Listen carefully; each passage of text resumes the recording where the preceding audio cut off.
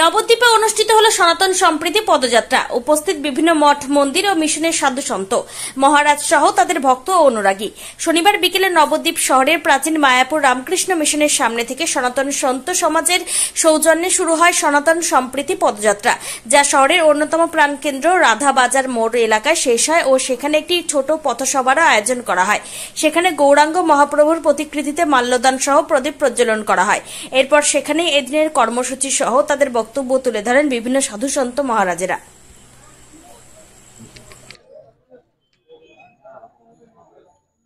আজকে আপনাদের কর্মসূচিটা কি আছে এবং কেন? আজকে আমাদের সনাতন সমিতির মাধ্যম থেকে নারদ সনাতন সম্প্রীতি নারদ তিথি জয়ন্তী তিথি উপলক্ষে আমরা সনাতন সমিতির তরফ থেকে একটা পদযাত্রা শুরু করেছি। প্রীতি সম্প্রদায় প্রীতি শুভেচ্ছা নিয়ে আমরা এটা আজকে যাত্রা। নাম পরিচয়, আমার নাম পরাশর রামানুজ দাস, সনাতন সমিতির ভাইস প্রেসিডেন্ট। আজকে আপনাদের এই কর্মসূচিটা কেন?